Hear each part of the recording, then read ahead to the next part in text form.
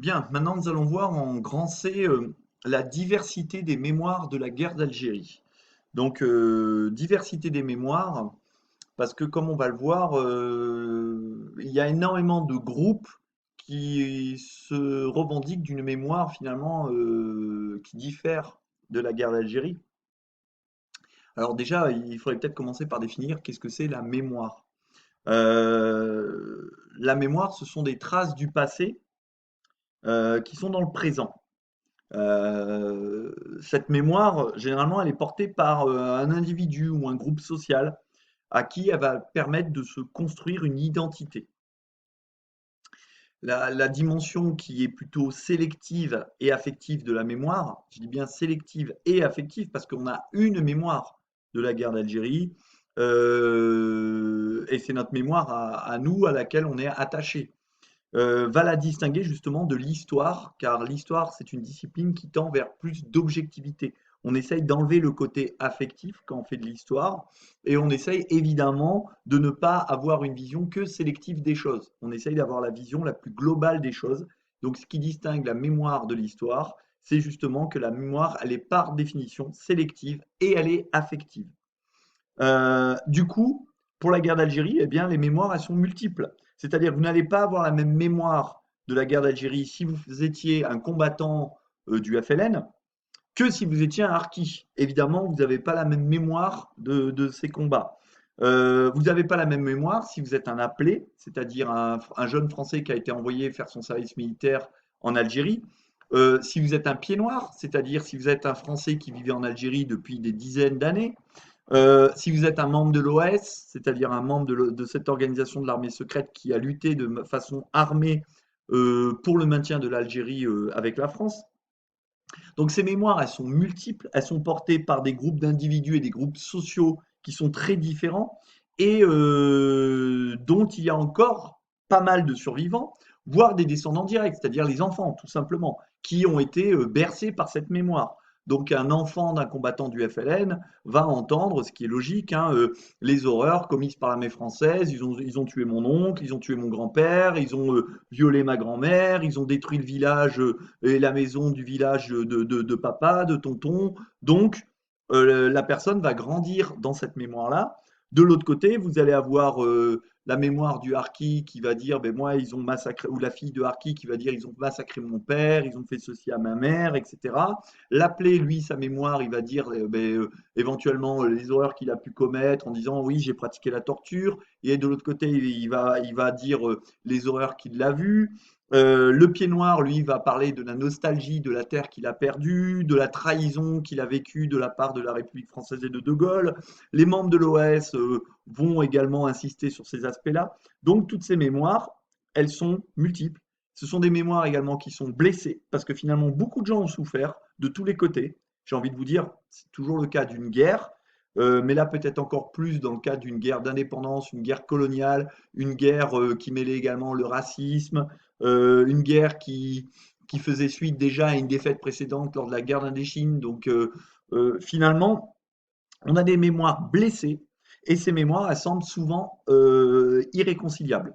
C'est d'ailleurs pour ça que le président de la République, Emmanuel Macron, a demandé à l'historien Benjamin Stora d'essayer de faire des propositions pour justement tenter de réconcilier ces mémoires. Toutes ces mémoires diffuses qui ne permettent pas justement d'avancer. Parce que quand vous allez sur les réseaux sociaux, dès que vous parlez de la guerre d'Algérie, ça y est, c'est parti pour des débats enflammés à base de chacun veut prouver qu'il a raison. Et finalement, on se rend compte que les discussions sont, ou du moins que les personnes qui discutent ne pourront jamais s'entendre. Et si on n'arrive pas à s'entendre, ben on n'arrivera pas finalement à tourner la page et bien construire des relations apaisées entre ces deux pays, entre la France et l'Algérie, comme elles peuvent exister avec plein d'anciennes colonies françaises dans le monde. Ces mémoires souvent blessées et irréconciliables, on a pu notamment les ressentir dans les problèmes d'identité qu'ont les jeunes franco-algériens qui vivent en France, en étant justement pris entre deux chaises en quelque sorte, leur identité française, parce que finalement, parfois ce sont des enfants qui sont d'origine algérienne, mais qui sont issus de la deuxième, voire troisième génération. C'est-à-dire que eux, ils sont nés en France, et parfois leurs parents sont aussi nés en France. Finalement, il n'y a que le grand-père qui était venu en France dans les années 60, juste après l'indépendance, ou un tout petit peu avant. Et ce sont des enfants donc, qui ont grandi dans une double identité, une identité française enseignée par l'école, par les amis, par des habitudes françaises. D'ailleurs, quand ils vont en Algérie, on les appelle parfois toi le français, ou toi tu es un français, ou le francaoui. Et puis finalement, quand ils sont en France, eh bien, on leur rappelle leur identité algérienne en leur disant toi, t'es d'origine algérienne, etc. On les renvoie toujours à leurs origines. Et ce problème d'identité irréconciliable, il s'est particulièrement, par exemple, senti en France lors d'une manifestation sportive. C'était un match de football qui a été organisé en 2001 pour la première fois entre la France et l'Algérie. Et à l'époque, eh bien, le meilleur joueur du monde, c'était un franco-algérien, donc tout un symbole. Vous le connaissez tous, hein, et vous le connaissez encore aujourd'hui, c'est l'entraîneur du Real de Madrid, Zinedine Zidane. Il n'y a pas une personne qui ne connaît pas et qui ne respecte pas Zinedine Zidane. Eh bien, donc un match France-Algérie avait été organisé au Stade de France. Je vous ai mis le lien d'ailleurs dans le cours. Et lors de ce match, eh bien, l'hymne national a été hué, l'hymne national français, évidemment, la Marseillaise, a été hué, provoquant le courroux et le départ du président Jacques Chirac qui assistait au match. Et finalement, en plus, le terrain a été envahi par des supporters algériens. Et donc, finalement, ça a été vécu comme une honte. D'ailleurs, ça a été beaucoup condamné par les autorités algériennes en Algérie en disant que le comportement des jeunes franco-algériens finalement a jeté du discrédit sur l'Algérie tout entière. Mais ça montre que ces jeunes franco-algériens, ben justement, ils sont justement à cheval entre ces mémoires multiples en étant dans un pays qui a des mémoires multiples. Et il faut aussi œuvrer à la réconciliation de ces mémoires pour que, je vous dis encore une fois, on puisse davantage avancer et que les jeunes qui ont des origines franco-algériennes et qui ont des origines algériennes, eh bien, se sentent pleinement français, comme un jeune d'origine espagnole ou d'origine italienne ou d'origine sénégalaise peut se sentir au bout de 20 ans, 50 ans, purement français. Donc, je vous parlais de ces mémoires qui sont multiples. Alors, en Algérie, par exemple, elles ne sont pas multiples. Il n'y a qu'une histoire officielle en Algérie, c'est la mémoire du FLN. Mémoire qui est portée par le parti unique qui était le leader de la résistance et de la lutte pour l'indépendance et qui depuis règne de façon monolithique sur l'Algérie et très tôt finalement ont été mis en place hein, comment on appelle ça mince, des monuments en l'honneur des morts, en l'honneur de ce qu'on appelle des martyrs. Donc par exemple ici vous avez le mémorial des martyrs qui fait presque une centaine de mètres de haut sur les hauteurs d'Alger. Et donc le FLN glorifie la mémoire et une histoire officielle de la guerre d'indépendance. Et du coup, bah, toutes les autres mémoires algériennes sont occultées. Et comme je vous ai déjà dit, il n'y a pas que le FLN qui luttait contre les Français. Et le FLN était loin d'être le premier parti nationaliste et indépendantiste algérien. Certains partis existaient depuis 20 ou 30 ans. Et pour autant, toutes ces mémoires sont occultées. Le FLN a eu l'adhésion de tout le peuple, voilà ce qui va être dit dans les manuels algériens. Il y a eu 1,5 million de morts pendant la guerre, et en fait, tout cela n'est pas contestable. C'est-à-dire que, évidemment, bon, si ce sont des historiens français qui disent qu'il n'y a pas eu autant de morts, etc., immédiatement, on va dire, bon, ce sont des historiens français. Puis, ce sont des historiens anglais, américains, japonais, chinois. On va dire qu'en fait, ils sont à la botte et à la solde des Français. Donc, comme ça, c'est le meilleur moyen d'éviter tout débat. Donc il y a une histoire officielle finalement, comme il y a dans beaucoup de régimes où il n'y a finalement qu'un parti politique, il n'y a qu'une histoire officielle, celle qui correspond à l'arrivée au pouvoir du parti politique. Pour autant, donc je vous disais pardon, que donc des monuments dès 1962, pardon, l'Algérie se couvre de monuments aux morts, hein, et la guerre y est célébrée comme la victoire d'un peuple uni, j'insiste bien sur ce terme uni, comme si finalement il ne pouvait pas y avoir différents courants. Donc tout le peuple se réunit derrière le drapeau algérien contre la France, ce qui passe du coup sous silence toutes les divisions qu'il peut y avoir entre les Algériens. Alors par exemple, ben, pour illustrer ces divisions, on voit une photo qui est issue du journal algérien Al Watan, c'est-à-dire La Nation en gros, du 31 mars 2019, lorsque des Algériens manifestent en faveur du départ du président Bouteflika, en faveur d'une démocratisation de l'Algérie, eh bien, il y a certains Algériens qui manifestent en présentant à la fois le drapeau algérien, mais aussi à côté la photo du leader du mouvement national algérien qui s'appelait Messali Hadj. Je vous en ai déjà parlé. Ce vieil indépendantiste algérien qui luttait déjà pour l'indépendance de l'Algérie dès les années 1930. Et donc, il réclame la fin de la falsification, sous-entendu de l'histoire. La falsification, c'est-à-dire dire des choses fausses.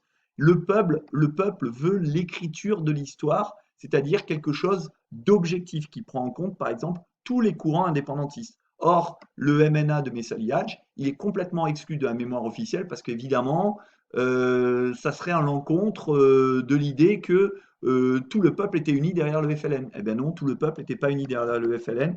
Et s'il y a un événement qui peut l'illustrer, eh bien c'est le tristement célèbre massacre de Mélouza. Ce massacre de Mélouza, dont titre le journal d'Alger du 1er juin 1957, a fait 338 musulmans massacrés par les rebelles. Ce qu'on appelle les rebelles, c'est les combattants du FLN. Et là, vous pouvez aller sur Internet, faire des recherches, hein, vous verrez, c'est un village qui était en faveur justement du MNA de Messali Hadj. Il n'était pas en faveur du FLN. Messali Hadj, lui, voulait l'indépendance de l'Algérie, mais peut-être de façon davantage négociée, moins en utilisant la force. Et finalement, dans ce village, il avait beaucoup de partisans. Et comme ces partisans refusaient de se ranger du côté du FLN, eh bien, le FLN n'a pas hésité à les massacrer. Donc le FLN a tué d'autres Algériens musulmans pour faire un exemple et faire peur à ceux qui voudraient se ranger derrière le MNA de Messali Hadj. Donc, ce massacre qui était illustré par des photos, hein, femmes, enfants, vieillards, vous pouvez, je vous dis, vous renseigner, eh bien, il est totalement occulté, évidemment, de la mémoire algérienne, et il y en a eu d'autres. Là, c'est le plus important, ce qui montre que finalement, il n'y a pas qu'une mémoire, en fait. L'histoire, c'est beaucoup plus complexe. Euh, En France, l'émergence des mémoires de la guerre à l'Algérie, comme l'illustre ce texte, elle est difficile. Et comme il est dit, hein, pendant longtemps, sous la Ve République, pour éviter les tensions dans le domaine, dans tous les domaines, hein, notamment politique et sociétal, eh bien, il y avait une politique de l'oubli. Avec trois cycles mémorials, hein, il y a eu un non-lieu d'histoire de 1962 à 1968, donc on n'en parlait pas du tout. Puis un début de remise en mémoire, c'est ce qu'on appelle l'anamnèse. Dans les années 80-90, on a commencé à de nouveau en parler. Et puis depuis le début du 21e siècle, là on est dans ce qu'on appelle l'hypermnésie, c'est-à-dire on en parle tout le temps. Le sujet est très présent de la mémoire et de nouveau les descendants de Harki, de combattants du FLN, les descendants de l'OAS, les descendants de Pieds Noirs, sont tous là à faire ce qu'on appelle des guerres de mémoire, hein, entre groupes mémoriels. Euh, donc, par exemple, en 2012, un monument en l'honneur des Pieds Noirs a été érigé à Nice pour répondre à la colère des Pieds Noirs après la mise en place en 2011 d'une statue du général de Gaulle à Nice. Donc, le général de Gaulle qui était pour l'indépendance de l'Algérie, vous savez que ça avait énormément déplu aux Pieds Noirs et à l'OAS. Eh bien, les Pieds Noirs qui sont très nombreux à Nice ont fait pression sur la mairie pour que de l'autre côté, il y ait un hommage aux Pieds Noirs. Donc, vous voyez, c'est ce qu'on appelle une guerre mémorielle ou une guerre de mémoire entre groupes mémoriels. Finalement, en 1999, la Ve République va reconnaître qu'il s'agissait d'une guerre. Il a fallu le temps, hein, quand même, hein, presque entre les débuts et 99, on en est quand même à 55 ans, hein, 45 ans. De nos jours, il y a plutôt une tendance à l'apaisement mémoriel par la reconnaissance officielle des différentes mémoires, hein. Par exemple, le discours de vérité d'Hollande en 2012, ou bien euh, la reconnaissance de l'assassinat de Maurice Audouin qui a été reconnu officiellement par Macron en 2018, la reconnaissance également du sort honteux qui a été fait aux harkis, avec la quête de reconnaissance des harkis.